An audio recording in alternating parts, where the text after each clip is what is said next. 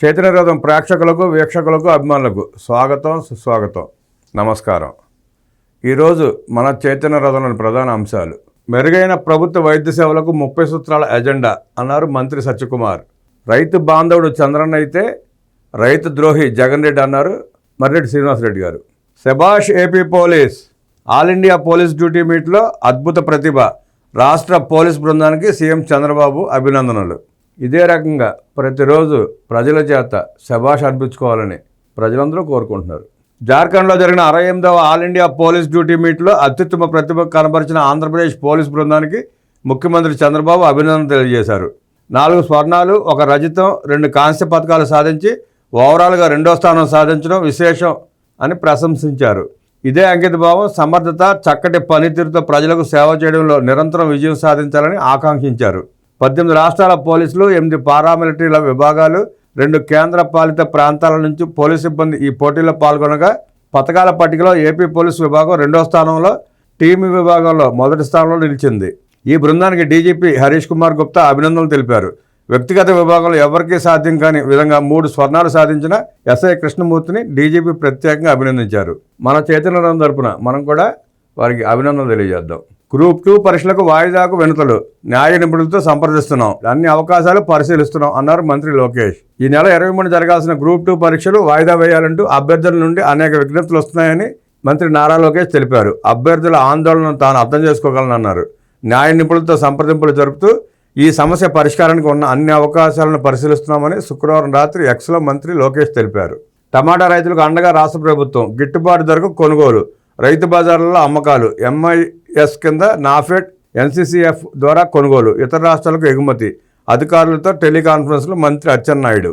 టమాటా కొనుగోలులో మంత్రి అచ్చెన్నాయుడు గారు వేగంగా అడుగులు వేస్తున్నారు. కిలో 8 రూపాయలు కొంటూ స్థానిక రైతు బజార్లో అమ్మాలని చెప్పి నిర్ణయం తీసుకోవడం జరిగింది. 8 రూపాయలు కొంటున్నారు రైతుల దగ్గర నుంచి.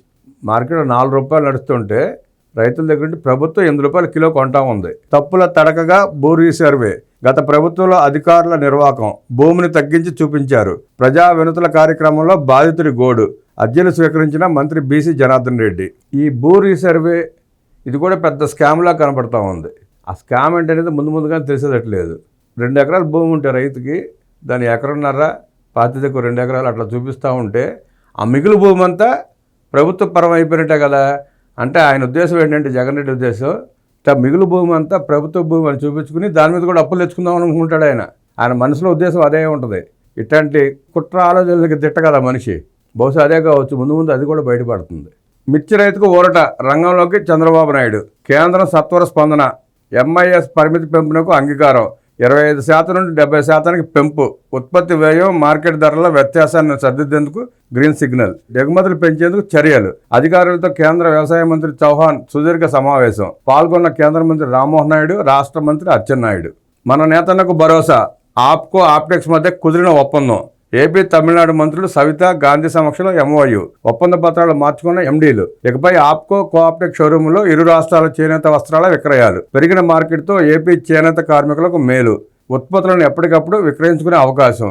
నేతలకు ఊరట కలిగించే విషయం ఇది. తాము నేసిన బట్టలు మంచి ధరలకు అమ్ముకునే అవకాశం కోఆప్టెక్స్లో. తమిళనాడు కోఆప్టెక్స్ షోరూంలో నేత వస్త్రాలు విరివిగా అమ్ముడవుతూ ఉంటాయి. వాటితో పాటు మనవి కూడా పెట్టడం వల్ల, మన షోరూంలో వాళ్ళు కూడా పెట్టడం వల్ల నేతలకు అండగా ఉండటం, ఆ ఉత్పత్తులు అమ్మకాలు ఈజీగా అవుతాయి. జనం మధ్యలోనే జగన్తో చర్చకు సిద్ధం. పూర్తిగాని ప్రాజెక్ట్ జాతికి అంకితమా? తిరోగమన సామ్రాట్ అభినవ తుగ్లక్ బిరుదులకు అర్హుడు జగన్ రెడ్డి. వెలిగొండలోనే వాస్తవాలు తెలుద్దాం, రా అంటూ సవాల్ చేశారు నిమ్మల రామానాయుడు. జగన్ హయాంలో పంచాయతీరాజ్ వ్యవస్థ నిర్వీర్యం. పంచాయతీల నిధులను పక్కదారి పట్టించారు. కూటమి ప్రభుత్వంలో పంచాయతీలకు ఆర్థిక స్వేచ్ఛ. రాజకీయాలకు అతీతంగా వైసీపీ సర్పంచుల గ్రామాలకు నిధులు. విద్యుత్ శాఖ మంత్రి గొట్టిపాటి రవికుమార్. ఇంకా ప్రధాన వార్తలోకి వెళ్తే మిర్చి రైతులకు గిట్టుబాటు ధర. జగన్ రెడ్డి కల్పిత హడావుడి చూసాం మొన్న 3 రోజుల క్రితం. ఏమీ లేని దానికి హడావుడి చేశాడు. ఆయన చేసింది ఏం లేదు అక్కడ. ఈ కార్యక్రమం నెల రోజులు జరుగుతూనే ఉంది. నిరంతర ప్రక్రియ ఇది. కేంద్రంతో చర్చలు జరుపుతున్నారు. పలుమార్లు కేంద్ర మంత్రి రామ్మోహన్ నాయుడు గారు కలిశారు, వినతి పత్రాలు ఇచ్చారు, చర్చలు జరుగుతూనే ఉన్నాయి. తుది దశకు చేరుకుంది. తుది దశకు చేరుకునే క్రమంలోనే జగన్ రెడ్డి నాటకాలన్నీ. నిన్నేది అంటున్నాడు ఎక్కడో, నా ఒత్తిడి మూలంగానే, నేను మిర్చియాడికి వెళ్ళటం మూలంగానే కేంద్రం దిగొచ్చింది, ప్రభుత్వంలో కాళ్ళకి వచ్చిందని చెప్పి నవ్వుతారు. ఊరుకోవాయి జగన్ రెడ్డి. పిచ్చమాటలు మాట్లాడితే ఇంకా నవ్వుతారు, పగలబడి నవ్వుకుంటారు ప్రజలు నిన్ను చూసి. నువ్వు ఒక జోకర్లా మిగిలిపోతావు ఆఖరికి సమాజంలో. చంద్రబాబు రంగంలోకి దిగిపోవడంతో రాష్ట్రంలో మిర్చి రైతులకు గిట్టుబాటు ధర అంశం కేవలం ఒక్క రోజున పరిష్కారమైంది. నష్టాల బాటలో కొనసాగుతున్న మిర్చి రైతుకు భారీ ఊరట లభించింది. రైతులకు గిట్టుబాటు ధర లభించే దిశగా 1-2 రోజుల్లో చర్యలు కూడా మొదలు కానున్నాయి. ఈ మేరకు కేంద్రం చూపించిన సత్వర స్పందనపై సర్వత్రా హర్షం వ్యక్తం అవుతోంది. మార్కెట్ ఇంటర్వెన్షన్ స్కీమ్లో భాగంగా 20% ఉన్న సీలింగ్ను ఎత్తివేసేందుకు కేంద్రం అంగీకరించింది. 75% మేర పంట కొనుగోలుకు అంగీకరించింది. మిర్చి ఉత్పత్తి వ్యయం మార్కెట్ ధరకు మధ్య తేడాను సరిదిద్దేందుకు గ్రీన్ సిగ్నల్ ఇచ్చింది. మార్కెట్ ధర ఉత్పత్తి వ్యయం మధ్య తేడా కేంద్రం భరించనుంది. ఈ ఏడాది మిర్చి ఎగుమతులు తగ్గినందున వాటిని పెంచేందుకు ఎగుమతిదారులతో చర్చలు జరుపుతామని హామీ ఇచ్చింది. మిర్చి రైతులకు గిట్టుబాటు ధరలు లభించడం లేదంటూ ఇటీవల వైసీపీ అధినేత జగన్ రెడ్డి ఎన్నికల నియమావళిని తోసిరాజని మరీ గుంటూరు మిర్చి యార్డుకు వెళ్లి రాద్ధాంతం చేసిన విషయం తెలిసిందే. అయితే అప్పటికి కొన్ని వారాల ముందు నుంచే ఈ విషయంపై సీఎం చంద్రబాబు దృష్టి సారించారు. మిర్చి ధరలపై 3 సార్లు కేంద్రానికి స్వయంగా లేఖలు రాశారు. ఎప్పటికప్పుడు ఏపీకి చెందిన కేంద్ర మంత్రుల్ని, ఎంపీలను కేంద్రం దగ్గరికి పంపించారు. బడ్జెట్పై లోక్సభలో జరిగిన చర్చలో పాల్గొన్న ఎంపీ లావు శ్రీకృష్ణదేవరాయలు మిర్చి ధరల గురించి ప్రస్తావించి కేంద్రం ఆదుకోవాలని కోరారు. అయినప్పటికీ సమస్య పరిష్కారంలో జాప్యం జరుగుతుండటంతో సీఎం చంద్రబాబు తానే రంగంలోకి దిగిపోయారు. మిర్చికి గిట్టుబాటు ధర కల్పించాలని కేంద్ర వ్యవసాయ శాఖ మంత్రి శివరాజ్ సింగ్ చౌహాన్కు లేఖ రాసిన చంద్రబాబు ఆ మరునాడే ఢిల్లీ సీఎం రేఖా గుప్తా ప్రమాణ స్వీకారోత్సవానికి హాజరై నేరుగా కేంద్ర వ్యవసాయ మంత్రి శివరాజ్ సింగ్ చౌహాన్ కార్యాలయానికి వెళ్లిపోయారు.